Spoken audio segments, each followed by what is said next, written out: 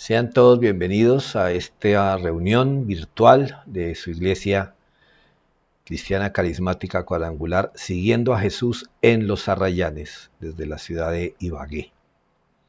Vamos a orar. Bendito Dios y Padre, te damos gracias por darnos la oportunidad de reunirnos virtualmente para escuchar tu palabra, para meditar en torno a ella y sobre todo, Dios, para asimilar y evitar todo lo que tú nos compartes a través de las Sagradas Escrituras, para que nuestro conocimiento se convierta en sabiduría, es decir, para que apliquemos el conocimiento que tú nos permites recibir de tu palabra, que se convierta en la sabiduría que viene del cielo para bendición nuestra de quienes nos rodean.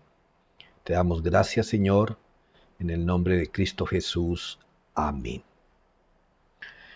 Bueno, bienvenidos todos entonces de nuevo a este tiempo de estudio de la palabra.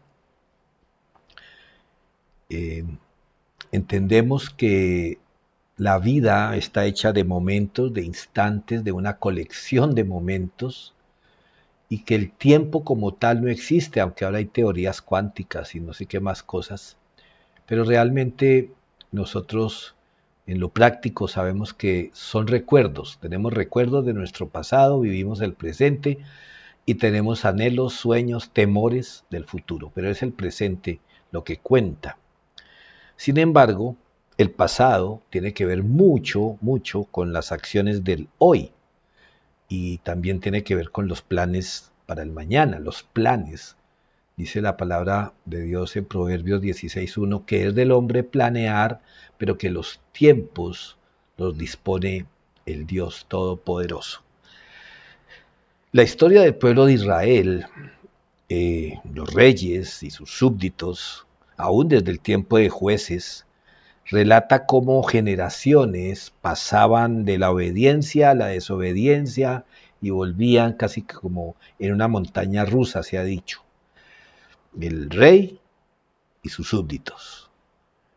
Esto sucedía porque olvidaban que Dios, quien les había cuidado en el pasado, también se preocupaba por su presente y su futuro y exige y exigirá obediencia.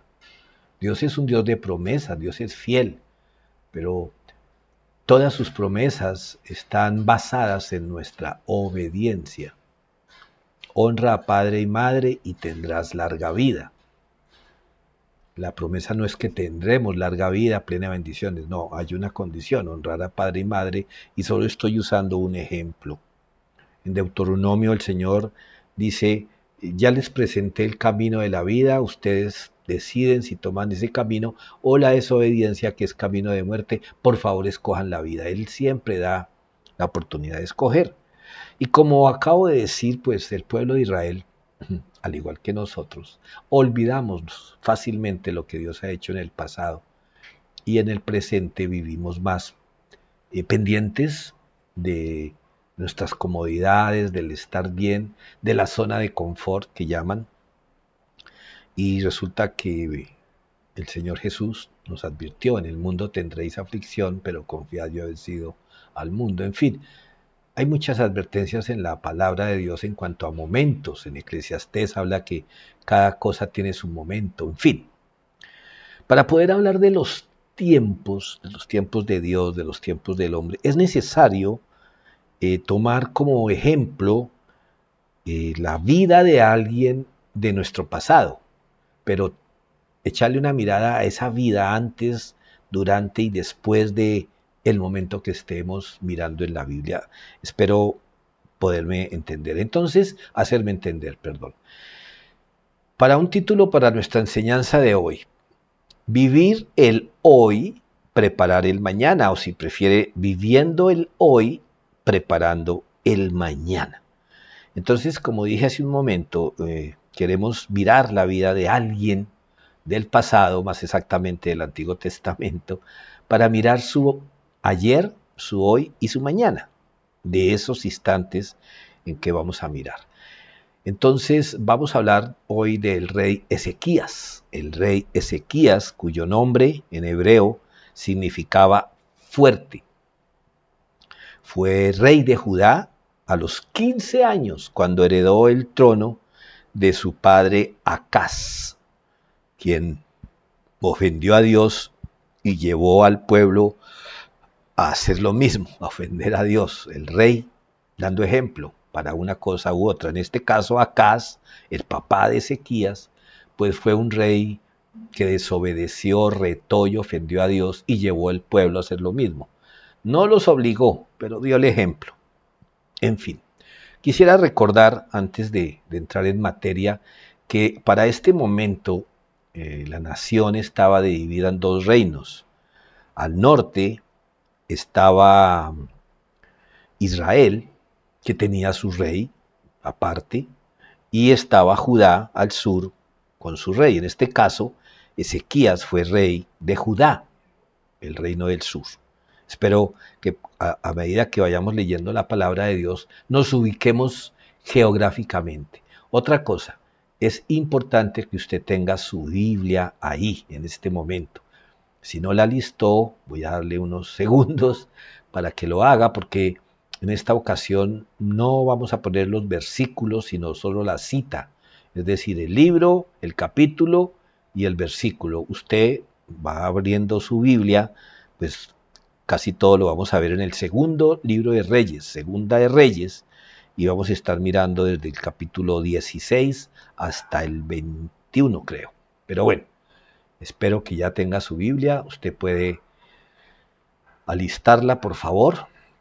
Bueno, entonces, hablando de Ezequías, vamos a darle una mirada a su pasado, es decir, antes de que él fuera rey.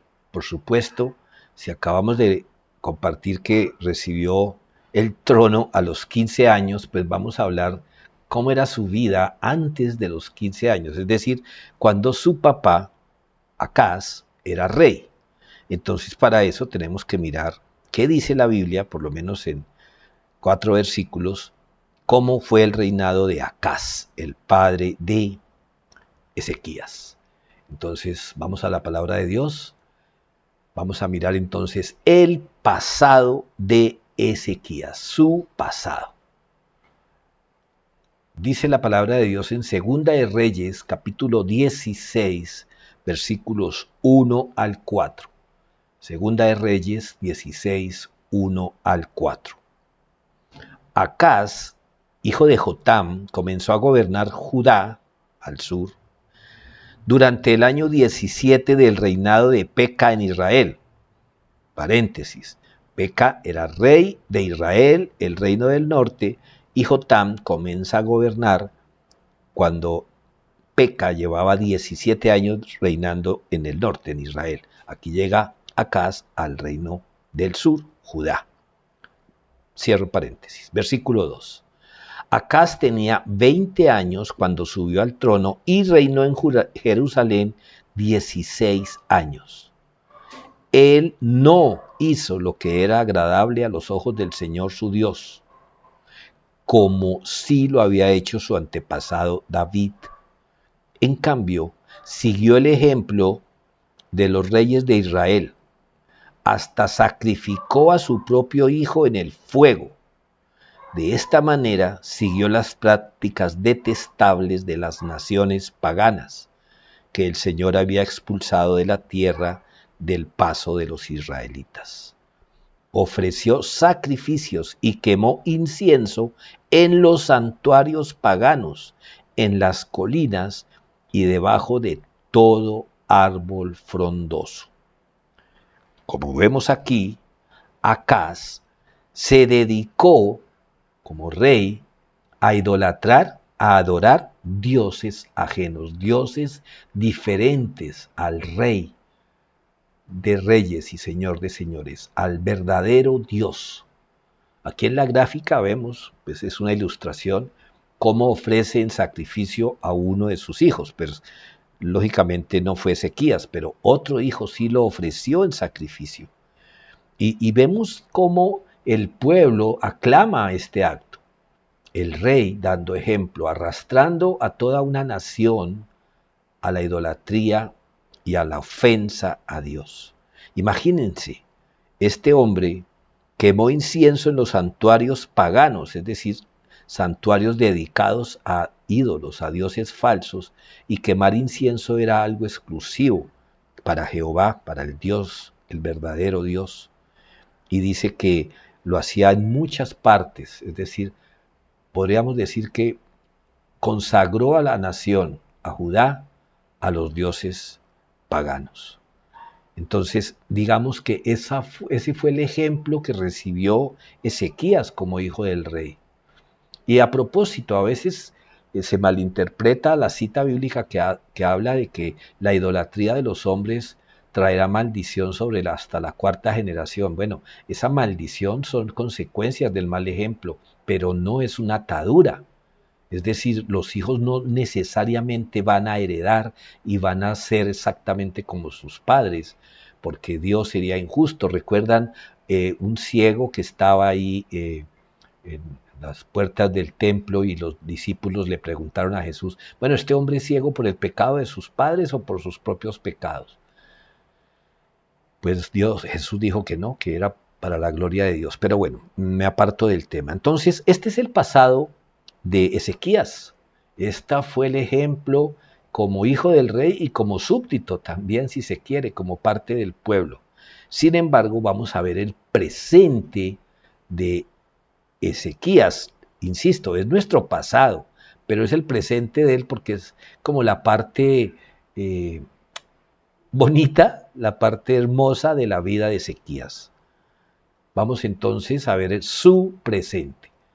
¿Cuál fue el presente? ¿Qué quedó registrado en la palabra de Dios una vez Ezequías asume el trono? Dice Segunda de Reyes, capítulo 18, versículos 1 y 2. Ezequías, hijo de Acaz, comenzó a gobernar Judá durante el tercer año del reinado de Oseas en Israel. Paréntesis, ya Peca no era rey en Israel, ahora es Oseas. Ha pasado un tiempo. Cierro paréntesis. Bueno, reabro el paréntesis, por favor, es que tengamos en cuenta y no nos confundamos entre Judá e Israel. Judá, el reino del sur, es donde está empezando a reinar Ezequías. Israel es el reino del norte donde es Oseas rey, un Oseas diferente al profeta. Ok. Versículo 2. Tenía 25 años cuando subió al trono y reinó en Jerusalén 29 años. Ezequías. Entonces, pues aquí vemos una imagen de los tiempos. No está necesariamente en orden cronológico la imagen, pero nos muestra cómo tan joven recibió el trono este muchacho de 15 años y que estuvo 16 años, tenía 16 años, tenía 25 años, perdón, han pasado 10 años cuando subió al trono y reinó en Jerusalén 29. Ok, yo había dicho que tenía 15, no, realmente tenía 25 años según Segunda de Reyes 18. Pido perdón por el lapsus. Ok, pero miremos qué dice más adelante de ese presente, de ese reinado de Ezequías. Segunda de Reyes 18, versículos 5 al 7. Ezequías confiaba en el Señor, Dios de Israel. No hubo nadie como él entre todos los reyes de Judá, ni antes ni después de él. Permaneció fiel al Señor en todo y obedeció cuidadosamente todos los mandatos que el Señor le había dado a Moisés. Por eso el Señor estaba con él y Ezequías tuvo éxito en todo lo que hizo. Se rebeló contra el rey de Asiria y se negó a pagarle tributo. Entonces aquí en estos 3 versículos, 5, 6 y 7, pues se nos describe a un rey excelente. Dice que no hubo un rey igual ni antes ni después de él. Eso incluye a David y a Salomón. Dice ninguno otro como él. Y por eso en el versículo 7 se reafirma que el Señor estaba con él y que tuvo éxito en todo lo que hizo durante su reinado. Ezequías, como vemos, es descrito en la Biblia como un rey que tuvo una relación íntima con Dios. Oramos porque nuestro presidente actual o entrante tenga una relación íntima con Dios. Porque imagínense una nación cuyo gobernante tiene una relación íntima con Dios, ¿qué le espera a esa nación? Pues lo que dice aquí, tuvo éxito en todo lo que hizo. Tal vez es un imposible anhelarlo para hoy. Bueno, es que gracias a Dios, nuestro Dios es el Dios de los imposibles. Y mira, sabiendo Ezequías cuánto ofendía a Dios la idolatría, destruyó todos los ídolos, todos los altares, todos los santuarios que su padre había levantado y adorado en pos de dioses ajenos. También este hombre recopiló proverbios, es decir, se preocupó porque él y su reino, sus súbditos, volvieran a buscar de Dios. Como vemos aquí, pues diríamos, no, pues perfecto este reinado. Sí lo fue, por supuesto que lo fue, pero vamos a ver su futuro, que realmente es como ese último tiempo de su reinado, su futuro. Ya vimos el pasado, el reinado de su padre, el presente, bueno, ese tiempo hermoso en el que él fue rey soberano en Judá. Pero veamos su futuro en estos 3 tiempos de su vida. Fue un buen rey para su tiempo, como ya lo vimos, pero no para el futuro. Él se enfermó, pues pasaron los años, sufrió una enfermedad terrible y el Señor le dice que ordene su casa, que ordene su vida, su hogar. Pero, como estaba enfermo, su preocupación en ese momento fue clamarle a Dios por sanidad, por vida.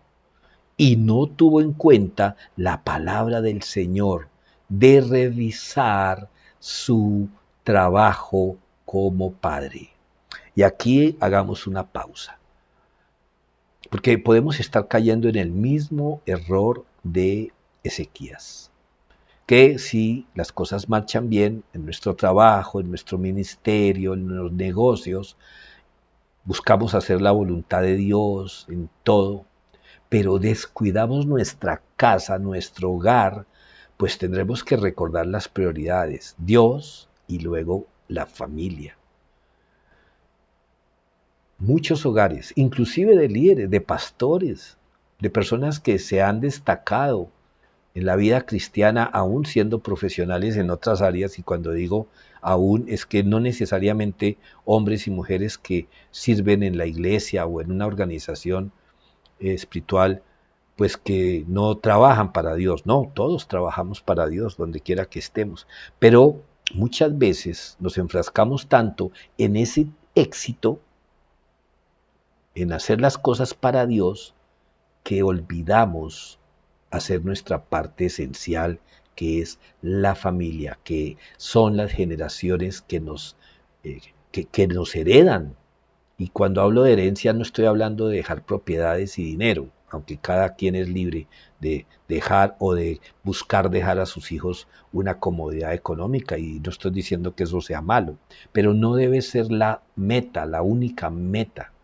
A veces malinterpretamos cuando se dice en Reina Valera, Mateo 6, buscad primero el reino de Dios y su justicia y todo lo demás añadido será. A veces pensamos que la añadidura es los asuntos de familia. No, no, no. Buscar el reino de Dios es precisamente obedecer a Dios, dándole a la familia el lugar que merece. Y si se quiere más que la familia, los jóvenes, las nuevas generaciones, preocuparnos más por dejar un legado espiritual que un legado material.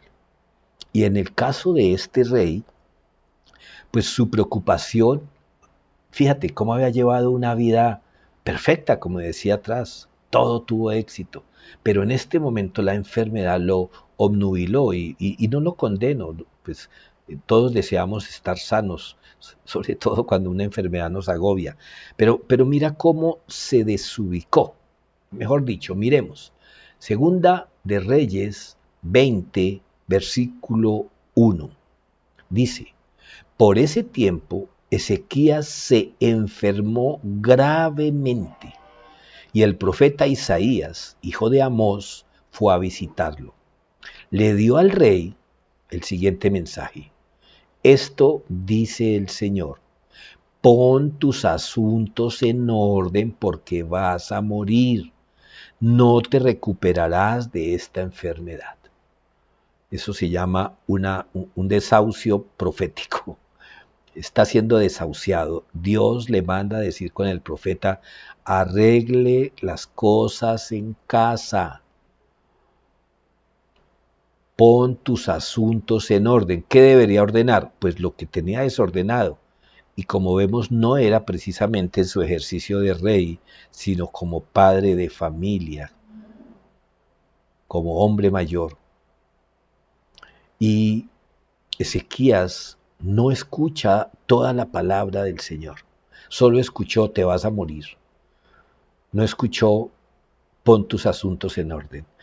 Caemos también en ese error. A veces reclamamos promesas y descontextualizamos la palabra para solamente memorizar o repetir o reclamar lo que nos llama la atención. Dejó que el éxito lo abrumara y determinara sus acciones, lo cual, tristemente, cuando ya había reinado también, lo llevó a ofender al Señor. Y sabemos que Dios le concedió unos años más de vida, pero en lugar de haber hecho caso al Señor, de poner sus asuntos en orden, siguió obnubilado por sus éxitos, e inclusive en una visita que le hicieron algunos delegados, entre comillas, de Babilonia, les mostró todos los tesoros que había en el templo, en el palacio, en Jerusalén. Imagínense, a unos enemigos, yo diría que más que potenciales, mostrándoles el botín que les esperaba. Y bueno, Dios le habló otra vez. Y el profeta Isaías le dice en Segunda de Reyes, capítulo 20, versículos 16 al 18. Segunda de Reyes 20, 16 al 18. Entonces Isaías dijo a Ezequías: escucha este mensaje del Señor. Se acerca el tiempo cuando todo lo que hay en tu palacio, todos los tesoros que tus antepasados han acumulado hasta ahora, serán llevados a Babilonia. No quedará nada, dice el Señor. Algunos de tus hijos serán llevados al destierro, los harán eunucos que servirán en el palacio del rey de Babilonia. Analicemos un poco este anuncio profético de Dios a través de Isaías. Está diciéndole que dentro de un tiempo, todas las riquezas, todo lo que se ufanaba Ezequías de tener de sus antepasados, de haber heredado, todo sería llevado como botín de guerra a Babilonia. Y no solamente eso, dice: no quedará nada. Y mira el versículo 18. Algunos de tus hijos serán llevados al destierro, es decir, serán sacados a la fuerza. Y luego dice: los harán eunucos que servirán en el palacio del rey de Babilonia. ¿Qué significaba eso? Que serían castrados para estar al servicio del rey, inclusive cuidando de sus mujeres. Esto era terrible. Esta es una palabra muy dura, muy triste. No sé si se queda pequeña esa palabra. No solo le está diciendo que se va a perder todos los tesoros, sino que sus hijos serán llevados cautivos y los harán eunucos. Y bueno, frente a este mensaje de Dios, uno diría: bueno, a ver, Ezequías, arrepiéntete, reacciona. Por lo menos, igual a como reaccionó cuando el Señor le mandó decir que ya casi se iba a morir, que lloró y entró en duelo y buscó la misericordia de Dios, y Dios le concedió misericordia. Asombrosamente, la respuesta de Ezequías es asombrosa. Segunda de Reyes 20:19. Ante este anuncio, lo quiero repetir: Escucha este mensaje del Señor. Se acerca el tiempo cuando todo lo que hay en tu palacio, todos los tesoros que tus antepasados han acumulado hasta ahora, serán llevados a Babilonia. No quedará nada, dice el Señor. Algunos de tus hijos serán llevados al destierro. Los harán eunucos que servirán en el palacio del rey de Babilonia. ¿Y cuál fue la respuesta, la reacción de Ezequías? Este mensaje que me has dado de parte del Señor es bueno, dice. Lo celebra, amados. Y uno dice, pero a ver, este hombre, ¿qué le está pasando? Bueno, te voy a decir qué le está pasando. Lo que nos puede estar pasando a nosotros. Que a veces escuchamos la palabra o leemos la palabra y nos enfocamos en aquello que nos llama la atención, que nos beneficia, que pensamos que Dios está a nuestro servicio y no escuchamos todo el mensaje. Él está diciendo que es bueno. Y entonces nos preguntamos, ¿cómo puede decir que esta palabra es buena? ¿Qué tiene de buena? ¿Cómo es posible estar conforme, feliz, alegre con esta noticia? Bueno, es que yo cercené este versículo 19, porque mira lo que dice completo. Dice, este mensaje que me has dado de parte del Señor es bueno. Pues el rey pensaba, Ezequías allá adentro pensaba, por lo menos habrá paz y seguridad mientras yo viva. Increíble. Solo pensó en él, en que el éxito de su reinado no sería eclipsado por esta desgracia, por esta calamidad que el Señor está anunciando. Escúchame, no es una amenaza de Dios, es voz profética. El Señor está hablando de lo que iba a pasar y Ezequías está pensando, bueno, por lo menos eso va a pasar después de que yo muera. Es asombroso, es de verdad inquietante mirar aquí la actitud de Ezequías. Sin embargo, yo quiero insistir que todas estas historias no están ahí para que seamos jueces o jurado de las actuaciones de los hombres de la historia bíblica, sino que más bien miremos qué podemos aprender, qué podemos imitar, qué podemos evitar de estos personajes que, fíjate, atrás leíamos que no hubo un rey como él ni antes ni después, que era un hombre con una comunión íntima con Dios y todo tenía éxito, pero mira qué le pasó. Bueno, alguien puede decir que porque ya estaba viejito, bueno, no estaba tan anciano. Lo que pasa es, creo que es el mensaje que el Señor nos trae hoy para hombres y mujeres. Tal vez entre nosotros no hay ningún soberano, ningún rey, pero sí tenemos una responsabilidad, un hogar, unos alumnos, unos subalternos, unos empleados, unos socios, qué sé yo, donde el Señor te ha puesto a ti para ejercer el reino de Dios. Y cómo a veces no hacemos más que echarnos flores de todo lo bueno que hemos hecho y no nos damos cuenta de que el Señor continuamente nos está exhortando a revisar nuestra conducta.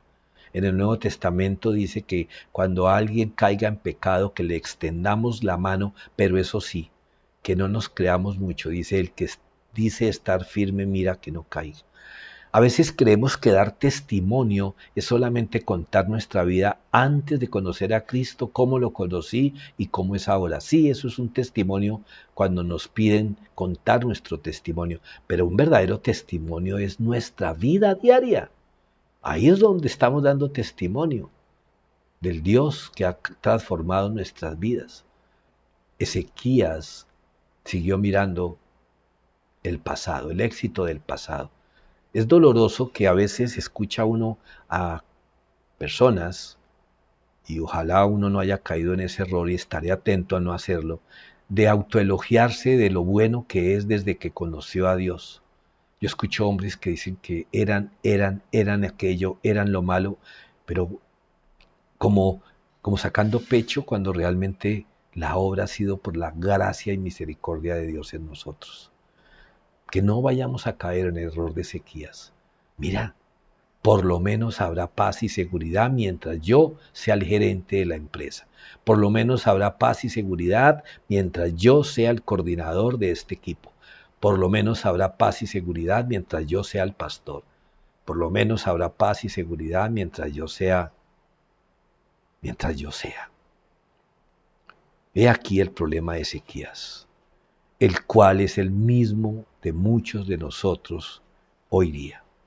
Solo nos inquieta, nos preocupa el presente, mientras en él, ahora, en el presente, estemos bien, tengamos, en el caso de los pastores, una buena asistencia, buenos ingresos, resultados que mostrar, o si es una empresa, mientras haya utilidades, mientras se aumenten las ventas, y todo eso pues sí trae satisfacción, pero nos puede obnubilar como le sucedió a Ezequías. Poco o nada nos importa qué va a pasar con la nueva generación. A Ezequías no, increíble, no le afectó saber que algunos de sus hijos iban a ser esclavizados, mutilados. No, le pareció buena noticia que eso se iba a demorar mientras él fuera rey. Poco o nada nos importa. Mira las nuevas generaciones. Las criticamos, que ahora son youtubers, que ahora no quieren trabajar, tantas cosas. Bueno, ¿qué estamos haciendo para aportarles, además de cantaletas, además de sermones? Estamos orando por ellos y más que orando, obrando para que sigan un buen ejemplo, que no nos preocupemos solo por dejarles asegurado un futuro económico, sino más bien los principios, los valores de la palabra de Dios. Pues qué triste, porque mira, Ezequías no heredó de su padre la idolatría y todo lo que obró mal como rey, como miembro del pueblo de Dios. Porque la palabra de Dios nos relata, y ustedes lo pueden leer más adelante, que justamente el hijo de Ezequías, que comenzó a gobernar a los 12 años, destruyó todo el legado de su padre. Como Ezequías llegó a destruir los templos, los altares de acá su padre, dedicados a otros dioses, pues el hijo de Ezequías, Manasés, hizo todo otra vez lo que ofendió al Señor. Destruyó lo que su padre había levantado. Dice la Biblia que practicó repugnantes ceremonias que el Señor abominaba y que el Señor advirtió aún desde el desierto que no se deberían hacer en la tierra prometida. Reconstruyó altares paganos que su padre había destruido. Erigió otros nuevos altares en honor de dioses como Baal. Hizo una imagen de la diosa Aserá, como lo había hecho Acab, rey de Israel, del reino del norte. Se postró ante los astros del cielo que eran adorados por otras naciones. Construyó altares en el templo del Señor. En el templo del Señor. Mira, esto es casi que apocalíptico. Dice en Daniel y en Apocalipsis que el anticristo va a cometer una abominación en el templo, porque ya un invasor de Jerusalén lo había hecho de sacrificar un cerdo, el animal más despreciado por el pueblo de Israel, sacrificó un cerdo en el altar del templo para desmoralizar, para humillar al pueblo judío. Y está anunciado que el anticristo, cuando en verdad se acerque el final de los tiempos, va a cometer como aquel una abominación en el templo. en el templo de Jerusalén, que hoy día no existe, pero puede existir, así como Israel como nación no existía hasta 1948. Pero en fin, hay una palabra, y aquí nos devolvemos un poquito, en Segunda de Reyes 21:4, Segunda de Reyes 21:4, que dice que construyó altares paganos. ¿Quién? Manasés, el hijo de Ezequías. Construyó altares paganos dentro del templo del Señor, el lugar sobre el cual el Señor había dicho, sobre ese lugar, el templo del Señor, mi nombre permanecerá en Jerusalén para siempre. En otra versión dice, esto es solo para mí, para que me alaben a mí. Y ahí este Manasés construyó altares a dioses ajenos. Como ven, fueron retos, uno diría como casi que demoníaco, locura total de retar al Dios Todopoderoso, al Dios de Israel, al Dios del pueblo de Israel, como una burla, como una soberbia llevada a lo máximo. Como les decía hace un momento, estas historias no están aquí para que seamos jurado o jueces de estos personajes, sino para que miremos nuestra vida y parodiando un poquito también las palabras de Cristo, para que miremos nuestra viga en nuestro propio ojo y revisemos cuál es nuestra actitud frente a hoy y qué estamos proyectando a mañana. Por supuesto, ese mañana no tiene que ver necesariamente con nosotros, porque no sabemos cuándo el Señor nos llame a su presencia o si el Señor venga antes, pero sí pensando en las generaciones, en las nuevas generaciones que estamos dejando. Nuestros recuerdos, nuestros éxitos, nuestras postales, o estamos dejando un legado de un camino en torno al Señor, al Dios Todopoderoso. Para un repaso, ¿cuáles fueron las fortalezas de Ezequías? Bueno, este hombre, y ustedes pueden leerlo en Segunda de Reyes, estableció reformas civiles y religiosas, buscando precisamente los valores, los principios del Señor. Tuvo una relación personal con Dios, como se describe atrás. Desarrolló una poderosa vida de oración, imagínense, y bajo su reinado fueron recopilados varios capítulos del libro de Proverbios. Esto lo podemos mirar en Proverbios 25:1, pero no vamos a ir ahorita, pero usted lo puede hacer luego, Proverbios 25. ¿Cuáles fueron sus debilidades para que las evitemos? Pues bueno, ya lo dijimos, mostró poco interés, poca sabiduría en planear para el futuro y sobre todo preservar para otras generaciones, incluyendo su familia, ese avivamiento espiritual que ocurrió durante su reinado, porque con su buen ejemplo y al demoler y derribar todos esos dioses, pues hubo un avivamiento en Israel y la gente se volcó de nuevo a adorar al único Dios. Pero él no buscó la manera de que eso tuviese continuidad. Actuó con imprudencia cuando le mostró sus tesoros a los mensajeros de Babilonia en su afán de mostrar sus éxitos, que inclusive pues esos tesoros también en buena parte eran un legado, no todo era producto de su reinado. ¿Qué nos puede dejar esta enseñanza para nosotros hoy? Bueno, que aún las reformas más significativas, todo lo que tú te esfuerces por encaminar tu vida, tu trabajo, tu profesión, tu ministerio, van a durar poco cuando no se toman medidas para preservarlas al futuro. Uno de esos errores es cuando no delegamos y pretendemos hacerlo todo. Y entonces cuando no estamos, por una enfermedad, por una ausencia permanente o por la muerte, pues como nunca enseñamos el cómo, pues muchas de las cosas en las que Dios nos ha guiado a orar bien se van a perder.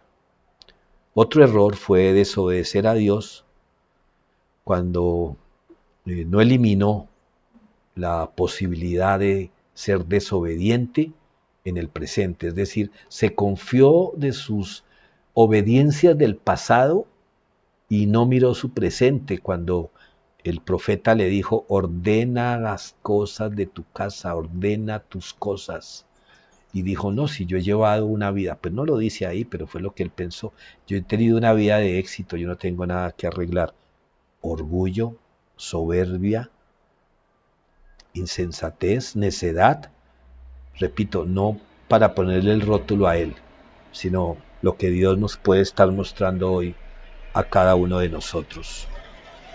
Cuando se depende completamente de Dios, se experimentan resultados sorprendentes. Pero cuando esa dependencia es intermitente, podemos llevarnos sorpresas no muy gratas. Ezequías no ordenó su casa. En todo sentido, pregúntate hoy, amigo que me escuchas, dama que me escuchas, joven, ¿cómo está tu vida? Proyectamos un éxito en nuestra profesión, en nuestro estudio, en nuestra iglesia, pero ¿cómo está tu vida personal, tu familia, las personas que dependen de ti o que confían en ti? Si aún eres soltero o soltera, hay personas que te tienen como modelo. ¿Qué mensaje les estás dando? ¿Estás creando una imagen o vives de los éxitos del pasado o de los éxitos presentes? Debemos pedirle a Dios que nos dé una visión hacia el futuro, que de verdad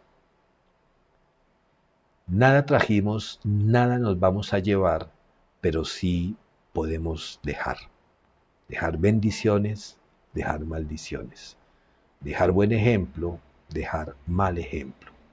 No más de nuestro pasado, como las estrellas que colocan sobre los escudos de los clubes deportivos, de los equipos de fútbol, son estrellas del pasado. Yo debo entrenar hoy y buscar el partido de hoy, pero pensar también que un día no voy a estar y que los que vienen en las ligas menores para seguir usando el equipo de fútbol van a ser afectados por mis decisiones hoy. Tengamos visión, sobre todo para nuestra familia, sobre todo para nuestros discípulos, sobre todo para esos niños que tal vez en este momento no están a tu lado, pero que van a ser afectados por tus decisiones presentes. Vamos a orar. Señor, yo te doy gracias porque podamos tener una visión como la de esta imagen. Tenemos el recuerdo, el ejemplo de nuestros padres, de nuestra familia, de nuestros formadores, y tal vez recibimos malos ejemplos, pero también buenos ejemplos.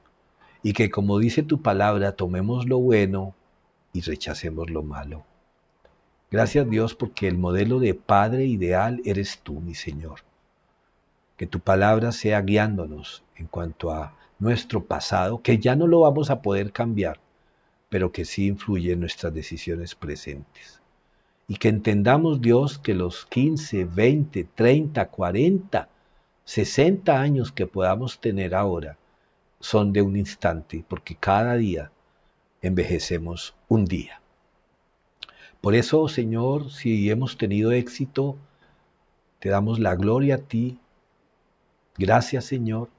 Si hemos tenido fracasos, gracias porque hemos aprendido de los mismos y hemos podido seguir adelante, pero que ni unos ni otros nos paralicen o eviten que hagamos proyección, Señor.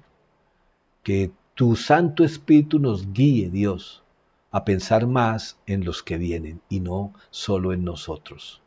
Jesús vino, dio la vida por los que habían pecado, por los que habían esperado al Mesías antes de que Él viniese. Dio la vida por los que estuvieron con Él, los que caminaron con Él y le conocieron esos 3 años y medio, pero también por nosotros, los que éramos su futuro. Jesús pensó en nosotros. Sigamos su ejemplo. Un día partiremos, un día terminaremos nuestro trabajo o saldremos de nuestro ministerio. ¿Y qué de los que llegan? Ayúdanos, Dios, a mirar con tus ojos a la juventud, a la niñez de hoy, que mañana y muy pronto van a ser los adultos que van a seguir extendiendo tu reino o retrocediéndolo. Gracias, Dios, por las personas mayores, para que aprendamos de ellos lo bueno y evitemos lo malo.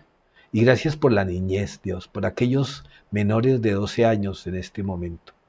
Ayúdanos, Dios, a pensar en ellos, que nuestros éxitos del pasado nos animen y no nos obnubilen, Señor. Que no nos creamos ya campeones, porque cada día es un campeonato diferente. Tu palabra dice que cada día trae su propio afán. Gracias, Señor, que tu palabra cobre vida en nosotros y vivamos hoy construyendo el mañana. Gracias te doy por cada persona mayor que yo, contemporáneo, menor o niñez que tú has puesto a mi alrededor, Dios. Que cada uno de quienes estamos en este momento compartiendo, tomemos decisiones sabias, guiados por ti, para gloria y honra de tu nombre. Porque nosotros, así como llegamos, un día partiremos. Y recibimos buen ejemplo de mucha gente que nos encaminó hacia ti. Ayúdanos, Dios, a pensar de la misma manera, buscando dejar ese legado para que tu reino permanezca y que los logros que tú nos has ayudado a conseguir permanezcan y se multipliquen. En el nombre de Cristo Jesús. Amén. Bueno, mis amados, espero que esta palabra haya traído una nueva visión a ustedes, como lo ha hecho conmigo. Por supuesto, ninguno de nosotros puede sacar pecho ante este reto. Y repito, sí, gracias Dios por todos los éxitos. Gracias Dios por cada persona que tú nos usaste para que te conociera. Gracias Señor por todo eso. Pero como dice también en tu palabra, obreros inútiles somos. Hemos hecho lo que teníamos que hacer. Este rey ejerció un buen reinado, Ezequías, pero se quedó en eso, en lo que había hecho, y no pensó en los que venían. Ayúdanos, Señor, a evitar ese craso error, como padres de familia, como gerentes, como empleados, como maestros, como pastores. Te damos gracias, Señor, en el nombre de Cristo Jesús. Amén. Hasta la próxima. Dios les bendiga.